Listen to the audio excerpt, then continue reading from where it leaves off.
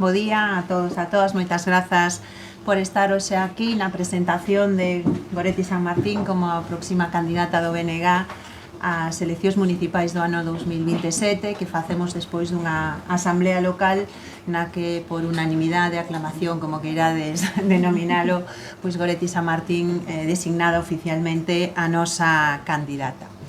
Eu hai 3 anos lembro que na súa presentación, pois tamén naquel momento como candidata, dixen que tiña moi claro que Goretti iba a facer historia convertíndose na primeira alcaldesa de Santiago de Compostela. E hoxe pois teño igual de claro que hai un ano que Goretti San Martín vai recibir o apoio maioritario dos veciños e veciñas de Santiago de Compostela para continuar construindo un Santiago en grande con máis forza que nunca. Ese apoio maioritario ao proxecto que representa Goretti San Martín é o que necesita neste momento Santiago de Compostela para seguir avanzando, porque ten a unha alcaldesa coas ideas claras que vai na boa dirección e ademais en fronte o único que hai é unha oposición corrosiva e destructiva que está poñendo paus nas rodas, limitando o avance da cidade por puro interese partidista. Unha oposición en contra de Santiago que actúa como un auténtico inimigo de Compostela, unha oposición anti-Santiago. E eu por eso estou convencida que Goretti San Martín vai recibir o apoio maioritario dos veciños e veciñas deste concello e con ese apoio poderemos poñerlle o turbo o proxecto de progreso do BNG para esta cidade fronte a unha oposición destructiva que está empeñada en que Santiago fracase. Unha oposición que, como puidemos ver nestos 3 anos, está instalada no canto peor, mellor, porque pensa que isto pode darlle réditos electorais, unha oposición que é cómplice da discriminación con esta cidade e que é desleal aos composteláns e ás composteláns, porque aplaude cada vez que a Santiago se lle nega o pan e o sal. E nesa oposición, pois desde logo pensamos que non vai haber nada positivo para esta cidade. Eu quero destacar que a pesar desta oposición corrosiva e anti-Santiago, os logros do goberno liderado por Goretti San Martín están aí, son evidentes e poden comprobarse. Ao longo destes 3 anos, Goretti San Martín demostrou varios elementos que son fundamentais para poder dirixir unha cidade. O primeiro é que demostrou liderado para facer avanzar esta cidade. Demostrou tamén valentía para tomar decisións en asuntos de impacto, como poden ser a vivenda. Demostrou capacidade para resolver problemas enquistados que levaban moito tempo esperando solucións e tamén demostrou visión estratégica para poder construir a cidade das próximas décadas. E eu permitídeme, por exemplo, que me deteña en materias como as políticas de vivenda, onde Goretti San Martín fixo máis en 3 anos pola vivenda que o goberno de Rueda en 17. Tomou medidas para controlar as vivendas de uso turístico nunha cidade na que sabemos que o acceso á vivenda é moi complexo, onde hai sectores que teñen moitas dificultades, como pode ser a mocidade ou a xente con menos recursos. Logrou a declaración de zona tensionada para topar o prezo dos alugueres e todo isto a pesar pois de que os concellos teñen competencias moi limitadas en materia de vivenda. Tamén nestes anos vemos que hai unha planificación estratégica para deseñar o Santiago do futuro con actuacións na renovación da trama urbana no Ensánchez ou tamén en todo o corredor central, avanzando xa na humanización de espazos públicos, dándolle calidade e devolvendo o espacio público á cidadanía, que nos parece un elemento esencial. Tamén nestes 3 anos se traballou para un modelo turístico de calidade, respetuoso coa veciñanza, no que os seus visitantes podan desfrutar dunha cidade extraordinaria, ao mesmo tempo que se preserva a calidade de vida dos veciños e das veciñas, que son o auténtico corazón desta cidade. E nese modelo de turismo de calidade está ese apoio ao comercio local, evitando a saturación de tendas souvenirs que o que lle quitan é identidade á cidade. Estas son só algunhas pinceladas de 3 anos moi intensos onde Goretti San Martín demostrou liderado, valentía e capacidade para facer avanzar Santiago e demostrou que ten unha folla de ruta clara e solvente para revitalizar esta cidade en todos os ámbitos. E, sobre todo, Goretti demostrou algo que en política é moi importante, e é que pon as persoas sempre no centro e que a súa actuación estuvo sempre guiada por ver o mellor para Santiago de Compostela. Santiago non necesita bandazos, nin necesita volver atrás. Santiago que necesita é un proxecto como do BNG con estabilidade e ambición. A estabilidade dun goberno do BNG que funciona e a ambición dun proxecto político que está pensado para construir Santiago en grande. Por iso estou segura que a veciñanza desta cidade vai a darlle un apoio maioritario a Goretti San Martín nas próximas eleccións municipais, 4 anos máis para que esta cidade poida avanzar con paso firme e con máis forza que nunca. E eu pois xa remato cunha última cuestión que quero poñer en valor porque, bueno, creo que as persoas en política son moi importantes, non? E é certo que sempre digo, os proxectos son fundamentais, pero os proxectos tamén precisan persoas coas capacidades, coa vontade, non? E coas elementos que permitan pois que esos proxectos florezan coa maior intensidade. E eu quero destacar que Goretti San Martín é unha alcaldesa pegada á rúa, que calquer veciño ou veciña pode parar, falar con ela e vai a ter sempre unha explicación, unha solución, unha alternativa. É unha desas persoas que coida aos demás e creo que iso é moi importante.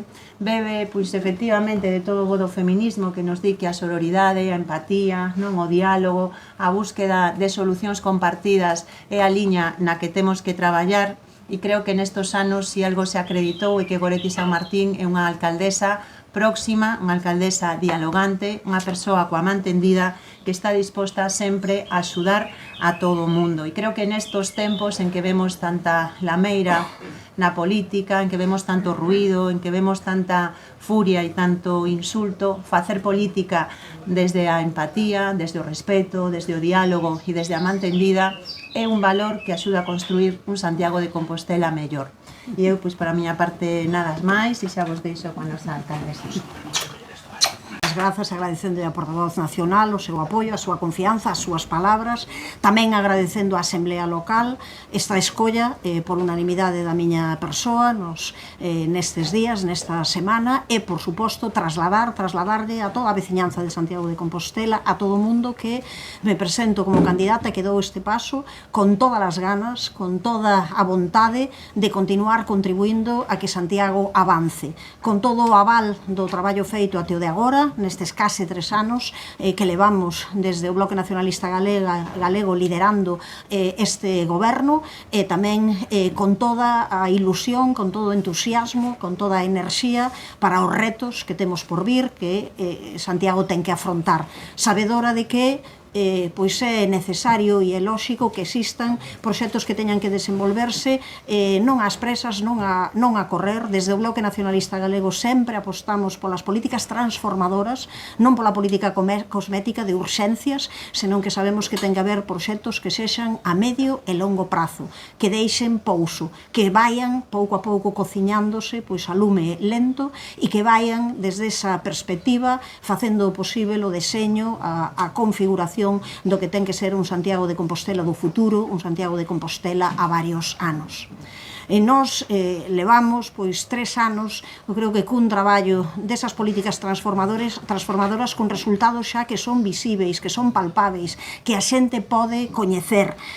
O certo é que estamos en cuestións que son estruturais e que nós as tomamos desa maneira, desde esa perspectiva, en realmente proxectos de fondo. E desde esa liña é desde a que consideramos que estamos no bo camiño.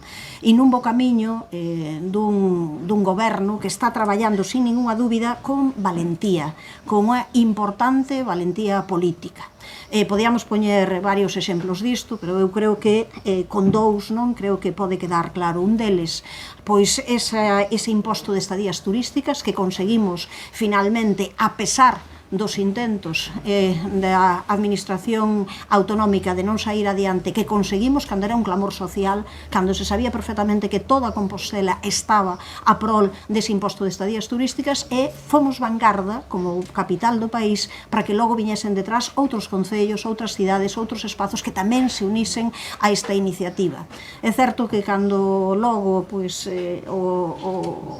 se acabou implantando, cando foi unha realidade, pois houve diferentes actores que quixeron decir a paternidade era miña, xa eu pensara, xa tal, pero tivo que chegar un goberno do BNG á alcaldía para que isto fose realidade, polo noso empeño, polo noso esforzo, pola nosa constancia, hoxe esa unha realidade.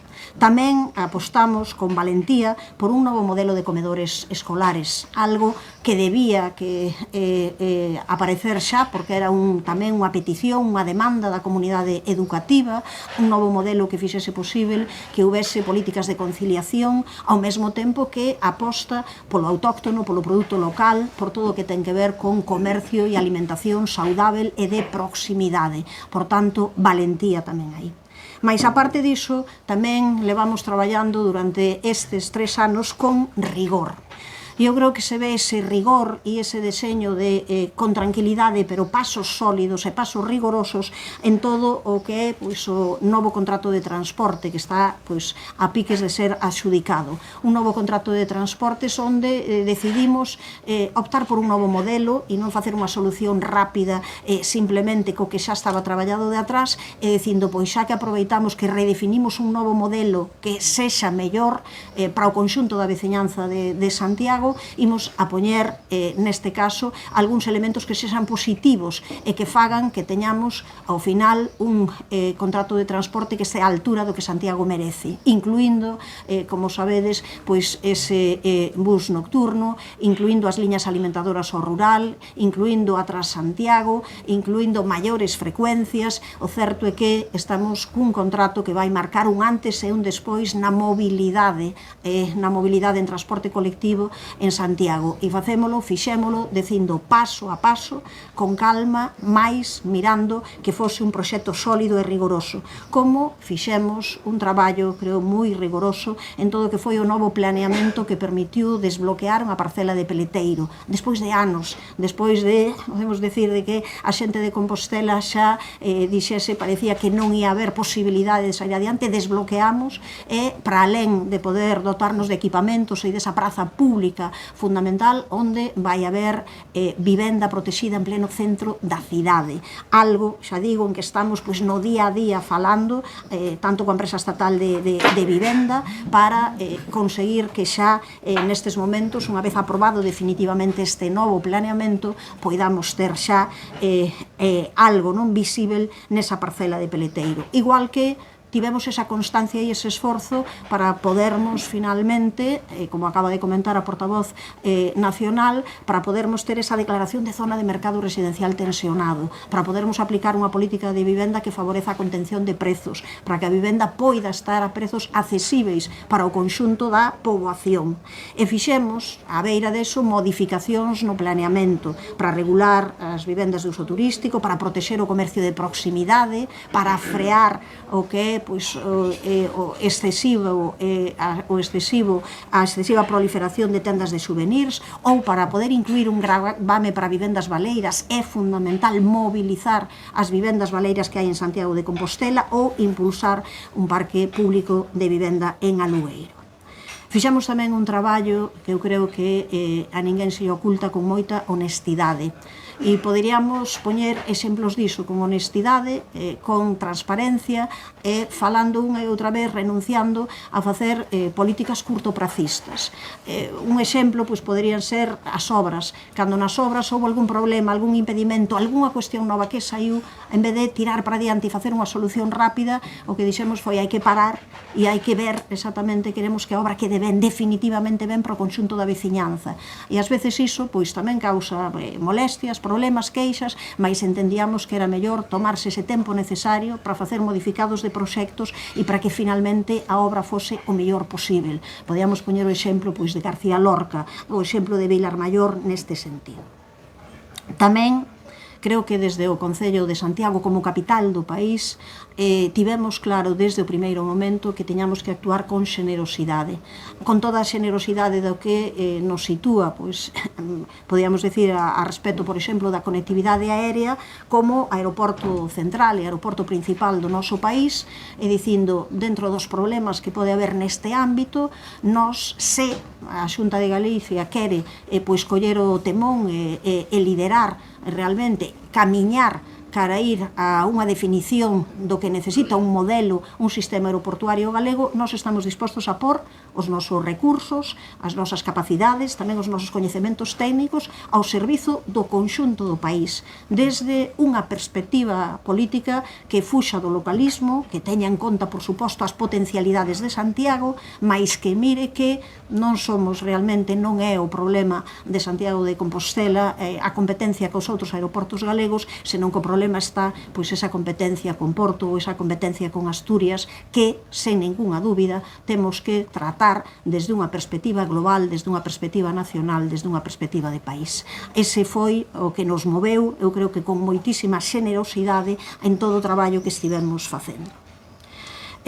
Como non podía ser de outra maneira, porque é tamén sinal de identidade do Bloque Nacionalista Galego, outra das guías do noso traballo foi actuar con orgullo do noso, con orgullo picheleiro, intentando tirar o mellor das potencialidades do que Santiago tiña e facendo un recoñecemento nese sentido a aquelas persoas que contribuíron a que Santiago estivese no mundo, que contribuíron ao que é o avance de Santiago como sociedade.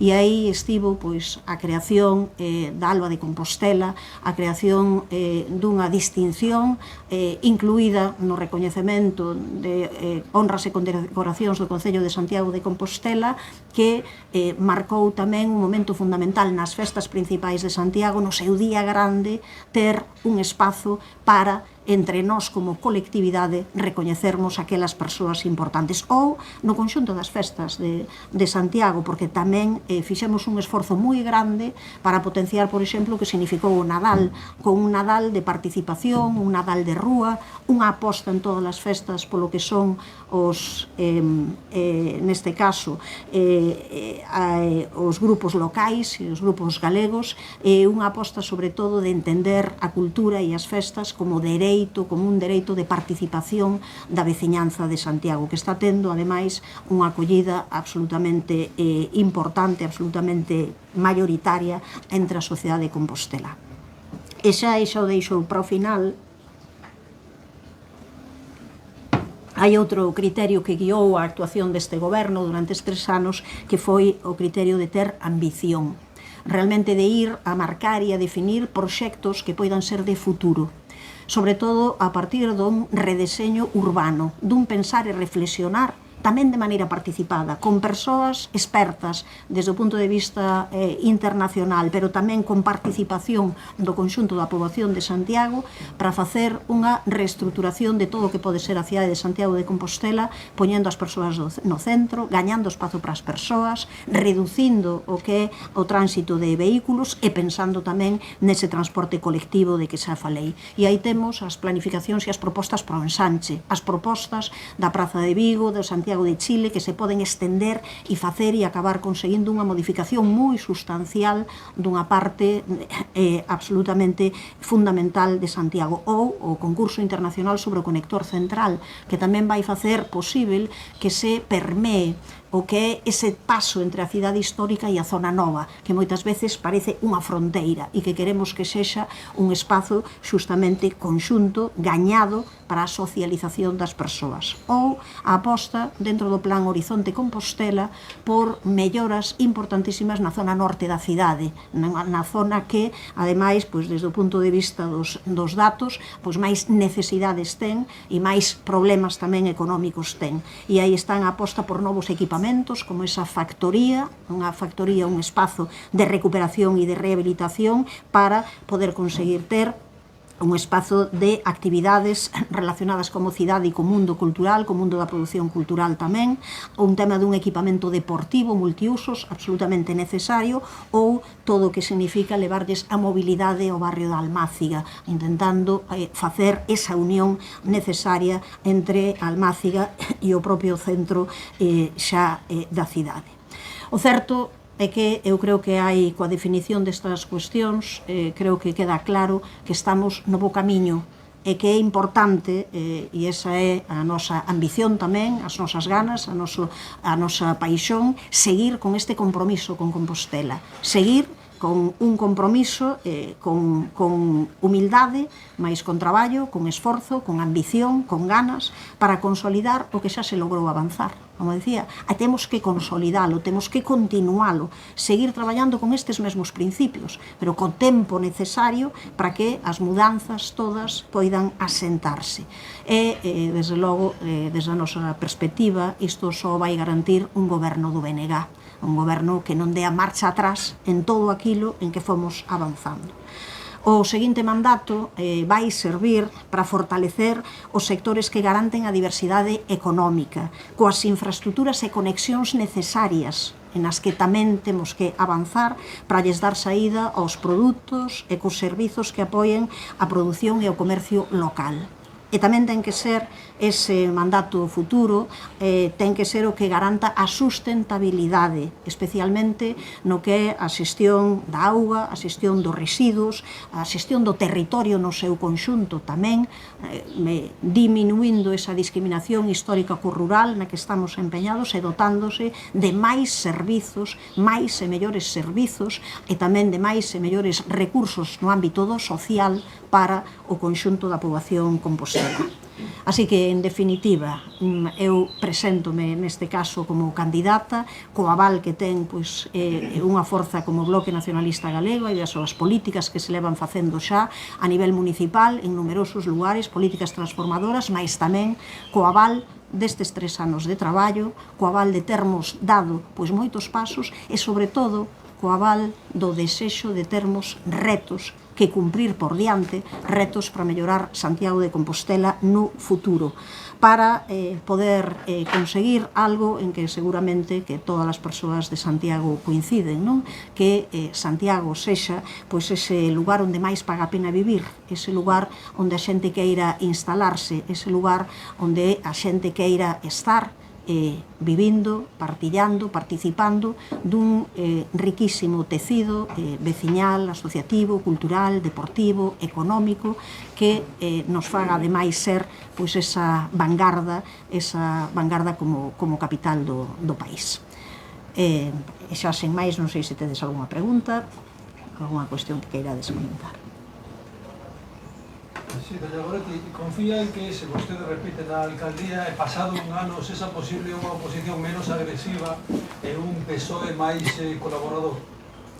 Evidentemente que nós o que queremos agora é presentarnos para revalidar a alcaldía, estar na alcaldía, e entendo que o lóxico sería que todo o mundo remase a prol daquelas cuestións que nos unen e que favorecen o conxunto da veciñanza de Santiago. É certo que iso non foi o que se deu até o momento por parte fundamentalmente do partido mayoritario da oposición, que estivo poñendo paus nas rodas, continuamente estivo situándose casi como sen respetar o que foron os resultados. Eu creo que agora non paga a pena xa mirar atrás, o certo que temos que mirar cara adiante, e eu espero que aconteza o que é lóxico, pero estamos nun momento que todo o mundo sabe de moita crispación política excesiva, e onde ás veces a xente, certo, que o que nos pide é hai que chegar a acordos, non? Nós, a verdade, que sempre temos e sempre demos pasos para chegar a acordos, para intentar poñer por diante a posibilidade de sentarnos o conxunto das forzas que conforman a corporación, de sentarnos con outras administracións e traballar pola mellora de Santiago. Pensar que é mellor que lle vai a peor a este goberno, realmente o que se está facendo é mellor que lle vai a peor ao conxunto de Santiago de Compostela. Despois dunhas eleccións, o normal é que todo o mundo axude e reme no que son puntos estratégicos de cidade, así que nos imos con esa vontade e evidentemente eu vou falar polo BNG e non polas outras forzas políticas. O Partido Popular sacou 11 concelleiros, que non estivo tan lonxe de conseguir unha maioría absoluta. Que cree que pode inclinar a balanza en estas eleccións? Hacia un lado, hacia outro? Eu creo que o que vai inclinar a balanza é que a xente coñeza e saiba que é o que se está facendo.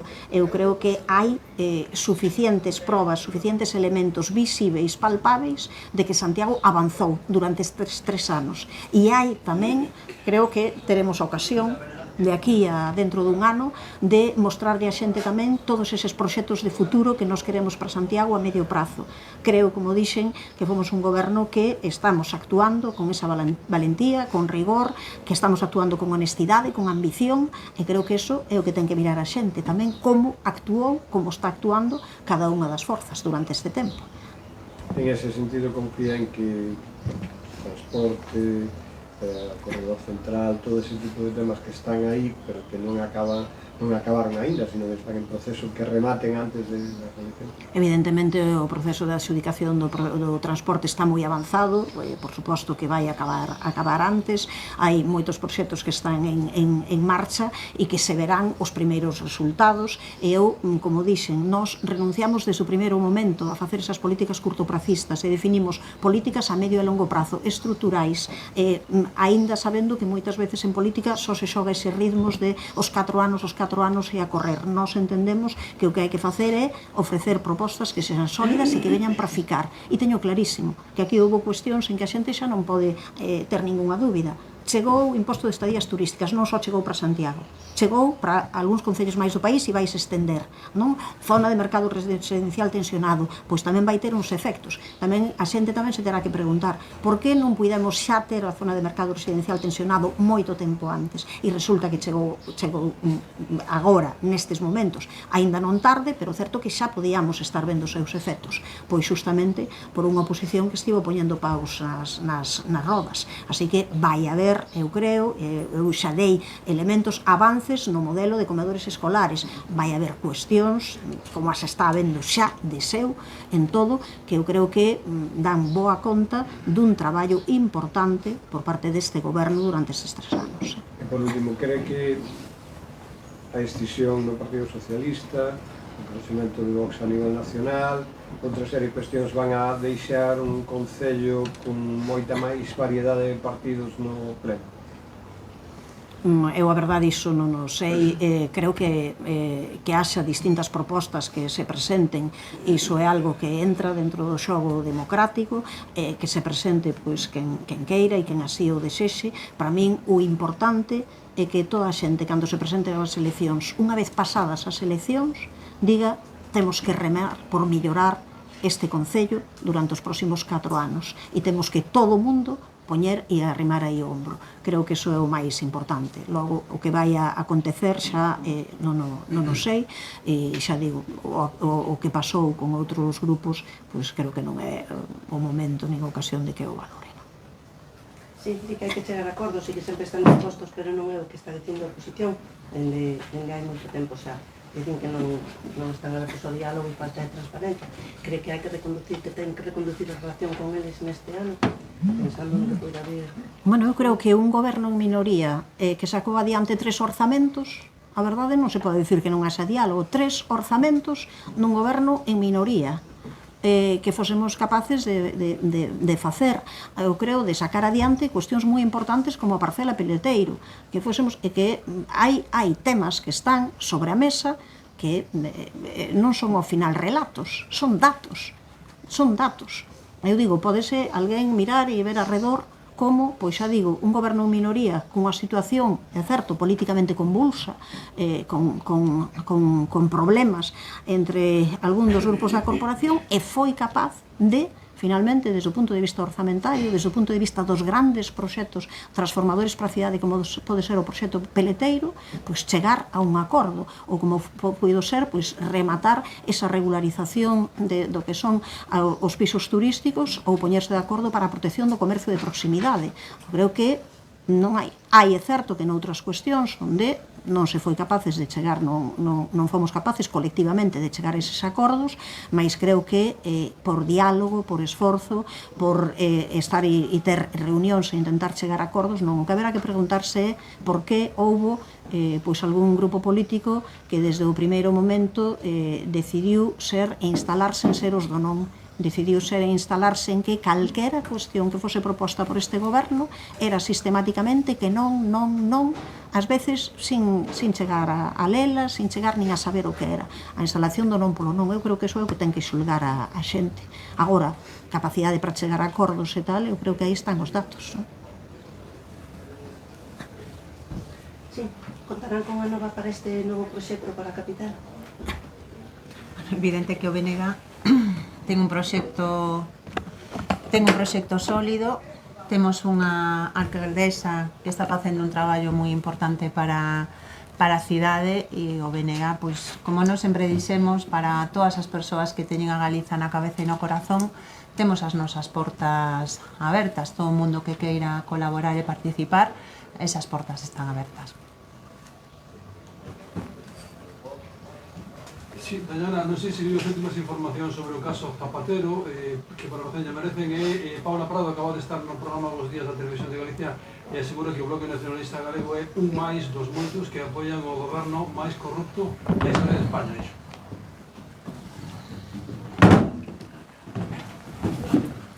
Bueno, eu, si me permites, creo que o goberno máis corrupto da historia de España tiña un presidente que era M. Rajoy, e non é que o diga o BNG, é que o diga unha sentencia ao Tribunal Supremo que acreditou que o Partido Popular era un partido que se estaba beneficiando da corrupción e onde pues, todos e todas sabemos o que sabemos, non? Eu, o que teño moi claro é que o BNG é unha forza política diferente ao resto das forzas e o mellor que fala de nós son os feitos. En máis de 40 anos de historia no BNG non temos ni un só condenado por corrupción. Creo que as forzas do bipartidismo non poden decir o mesmo e a nosa máxima é sempre a mesma: tolerancia cero coa corrupción, caia quen caia. Polo tanto, que a xustiza vaya até o final, que se delimiten todas as responsabilidades e se alguén meteu a man na carteira de todos e todas, é o que agardo e que acabe na cadea. Isto é o que teño que decir con toda a rotundidade, con toda a claridade e, de verdade, escoitar o Partido Popular, querer dar leccións de loita contra a corrupción, non sei xa como cualificalo, o esperpento máximo e o colmo do cinismo político dunha forza política que, insisto, está condenada por corrupción. O único partido de Europa condenado por corrupción. Nesta mesma entrevista asegurou que cando vostede di que o Bloque non ten condena ninguna, minte porque a exalcaldesa de Melide si foi condenada e a concelleira de Fene que impediu de bater a moción de censura tamén. Que me diga ela que ten que ver eso coa corrupción.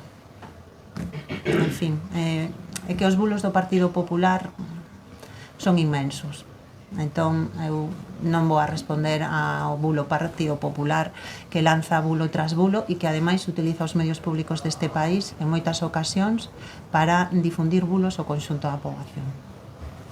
Sí, en outro sentido, quería preguntarle que opinión lle merece a decisión dos Sergas de pagar un plus aos médicos por non alargar as baixas laborais. Teño que recoñecer que lín 3 veces esa noticia porque me parece que é imposible que alguén queira beneficiar a médicos económicamente por dar a alta aos pacientes antes. Eu creo que isto, non sei se é legal, desde logo me parece algo que se o é non debería de poder selo, porque eu estou convencida que os médicos e médicas deste país o que dan as altas en función das necesidades dos pacientes e me parece pois deleznable que o Partido Popular quera condicionar a actuación dos nosos médicos e médicas en base a un plus. Eu creo que deben de retirar de inmediato esa proposta porque é unha indecencia e vai na liña do que xa levamos dito, un goberno do Partido Popular que quere roubarlle dereitos aos traballadores e ás traballadoras. M. Rajoy fixe unha reforma laboral en contra dos dereitos dos traballadores e das traballadoras e ora o señor Rueda o que quere é por esta vía pois impedir que a xente cando está enferma poda ter a baixa que necesita. Eu estou asombrada e desde logo que agardo é que o Partido Popular retire esa proposta infame e indecente. Tenemos sobre preguntas municipales. Quería preguntar al alcaldesa. cousiñas non desa. Se cadeiras. Sí. As críticas tanto do Partido Popular como do Partido Socialista estes mércores din que ese servicio de modelo de comedor que plantexaba e do que falaba antes que ven a ser na práctica un catering. Bueno, eu diríalles, creo que moi facilmente, que falen coa comunidade educativa. Xustamente a Federación de AMPAs lanzou un comunicado de apoio a este modelo. Nos estamos facendo e recollendo o que desde a comunidade educativa se leva dicindo. Estamos facendo un modelo educativo que ten na súa base de maneira fundamental a aposta polo produto local, polo produto de proximidade, un modelo que é absolutamente diferente e que parte ademais dun modelo de apoio e reforzo de todo o que é a diversidade educativa. Eu insisto, teremos tempo de ir avanzando, teremos tempo de ilo mirando conforme vayamos, pero insisto que este é unha proposta, é un modelo que está referendada tamén pola comunidade educativa e xustamente por toda esa federación de familias de AMPAs que entenden que é un modelo diferente, un modelo ao que había que chegar e un reto que, desde logo, pola nosa parte non temos absolutamente ningunha dúbida que imos conseguir. Tamén o Partido Popular denunciaba nestes días que estaba sen resolver a convocatoria de concursos de escaparates para o Nadal. Penso que iso que se resolverá en breve, non creo que teña, vamos, é unha cuestión de trámite administrativo, non creo que teña maior problema. É certo que sabemos tamén para a xente, para a prensa do ámbito local, que sabe perfectamente que hai unha persoa importante de contabilidade, un habilitado que está de baixa durante un tempo, que tardamos, pois houve algunha serie de atrasos aí, pero que nestes momentos está todo xa encaminhado. E tamén nas últimas horas a concelleira do Partido Popular, Olalla Otero, dicía sobre a cuantía que vai a chegar a Xunta en concepto de capitalidade, que todo era pouco para Santiago, e preguntábase que se non hai xestión dos cartos, que para que se quere máis. Claro, agora o Partido Popular xa cambia, non? Xa non fala o portavoz municipal, que é deputado. Pois xa me chama bastante a atención que en vez de falar el, para non dar a cara debe ser por algo, pois agora xa utiliza outra persoa do seu grupo para falar. O lóxico sería explicar por que o portavoz municipal, deputado, vota en contra dos intereses de Santiago, cando sabe que a Santiago de Compostela lle corresponde máis, cando sabe que iso é de xustiza. Resulta que o único que fan é dicir absolutamente con toda, creo eu, con toda a caradura que a Santiago non lle merece máis. Pois que poñan os estudos económicos en riba da mesa, que os poñan, nós puxémolos. Temos un estudo económico de hai anos que marca en 5,5. Temos outro estudo económico que marca en máis de 8 millóns. E resulta que a estas alturas ainda se atreven a poñelos en dúbidas, pero tiveron anos para decir que poñan outro estudo económico en riba da mesa, feito por profesionais da universidade. E que haxa, neste caso xa, creo eu, un portavoz que se quere esconder. O portavoz municipal que durante varias veces falou e, claro, presumiu de que imos subindo na capitalidade, agora resulta que se esconde e manda a outra concelleira para falar do mesmo tema, porque evidentemente sabe que algo de responsabilidade ten nisto.